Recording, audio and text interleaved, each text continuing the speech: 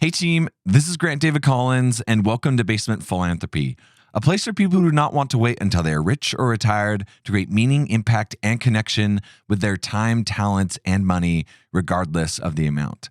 On this episode, we're going to be talking about the concept of done is better than perfect and how you can apply it to your giving. So let's get started.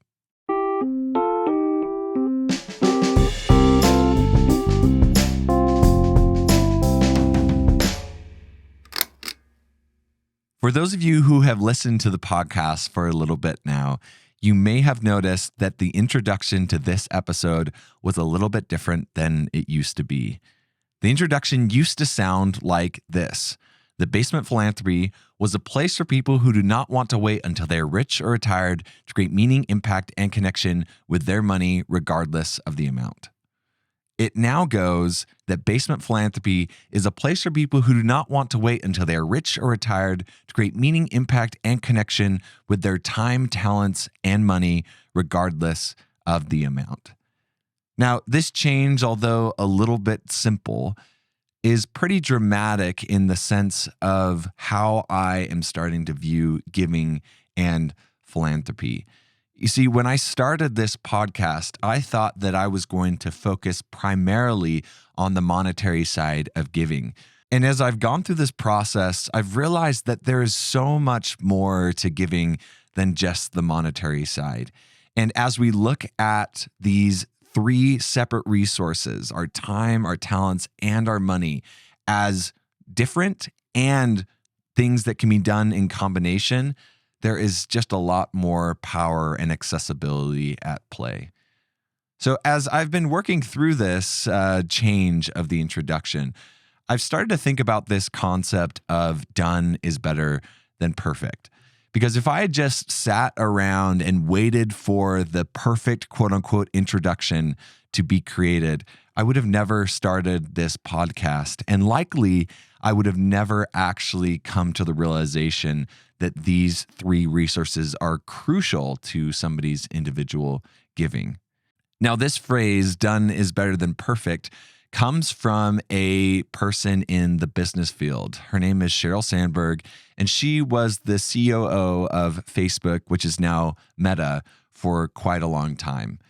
And she used this concept to help the Facebook team focus on what they could push forward instead of what they could get perfect right away.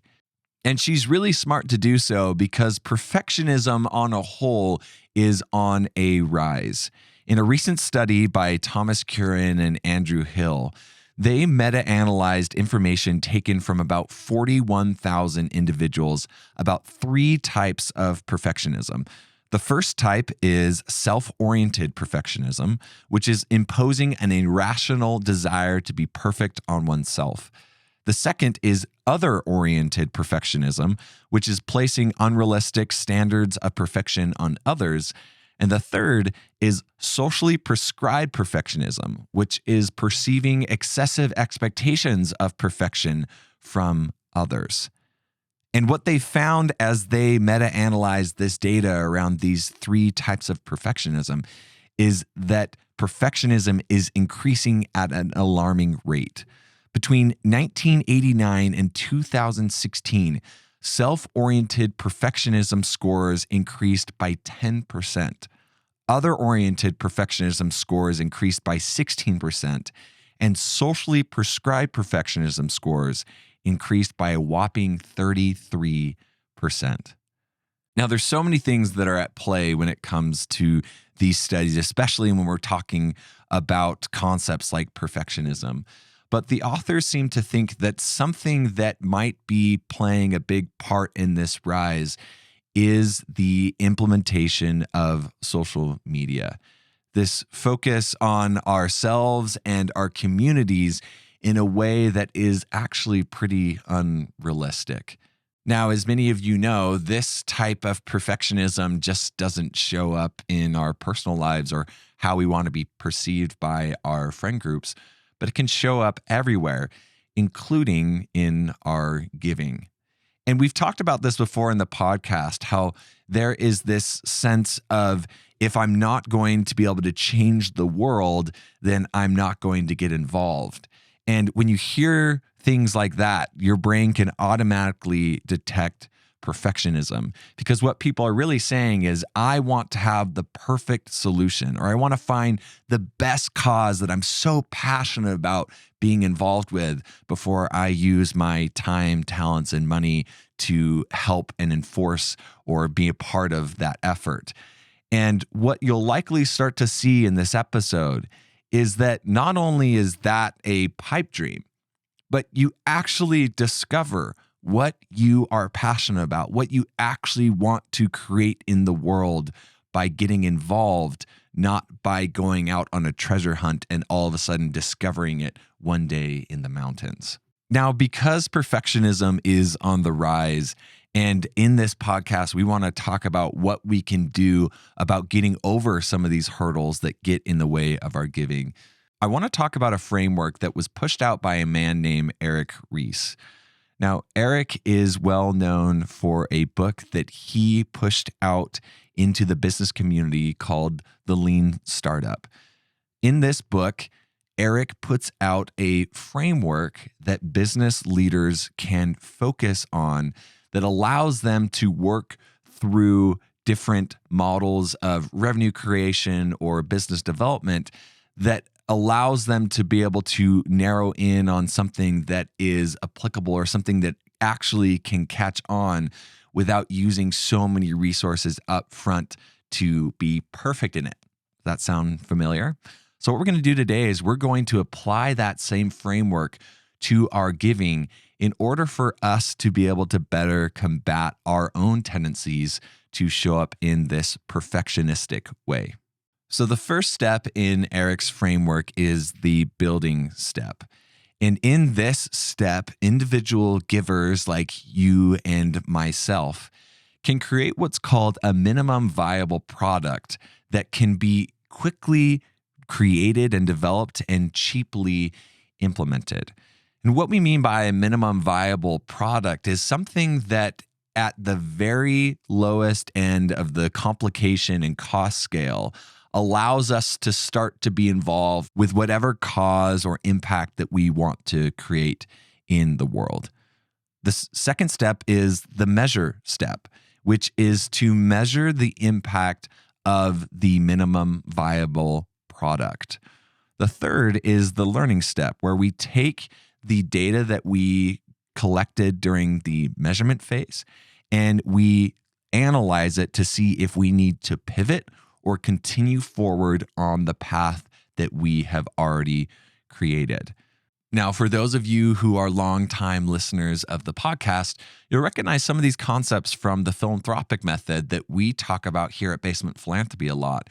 And this is really a kind of condensed version of that allows someone to quickly get involved with giving. So how does this then apply to giving in a real world scenario?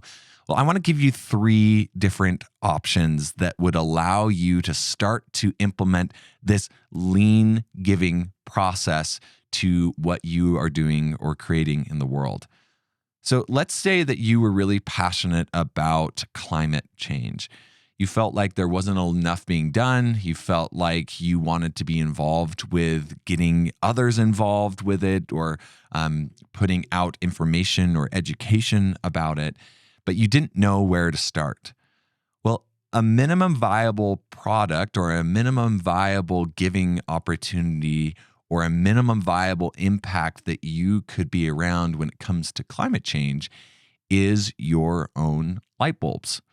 A lot of us still have very energy inefficient light bulbs in our homes, which makes a difference. So you could go around in your home and do some research about the best type of energy efficient light bulbs and go through and have an inventory of the light bulbs that you have in your home and see if there's an opportunity for you to be able to change those light bulbs to something that is more energy efficient. The way that you could measure that is simply by looking at your electricity bill over the course of a couple months and see if that actually made a difference And then you could discover other things that could lessen your personal impact on the climate. Another example that we could walk through is children's literacy. So, if that is something that you're really passionate about, especially in other countries who don't have as much access to the technology and support that we have here in the United States, you could start off that with a minimum viable impact of a child who is in your sphere of influence, whether it's your family or it is your cousin or it is a friend's child. You could create an opportunity to read with that child on a weekly or a monthly basis to help them become more literate on their own. And you could measure that by interacting with them in a way that you can help them understand their schoolwork or how their reading comprehension is. There's so many different ways that that could be measured. And then over time, you would be able to see if that is having an impact and be able to continue to move forward on maybe how to branch that out to other children that are in your sphere of influence or to a bigger and broader community. The last example that I want to give to you is about mental health awareness. So, if you have a passion towards the mental health side of the equation and you want to help people who are struggling with mental health, or maybe you want to provide those that don't have as much of an interaction with this side of human experience, you want to help them understand the experience or, create resources or whatever that might be.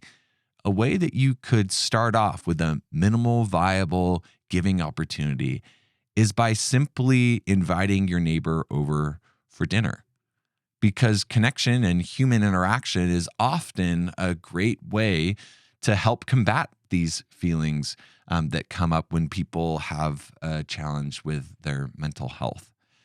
Now, in everything that I have outlined as far as examples, you likely have been asking yourself the question, well, Grant, energy efficient light bulbs aren't going to save the planet.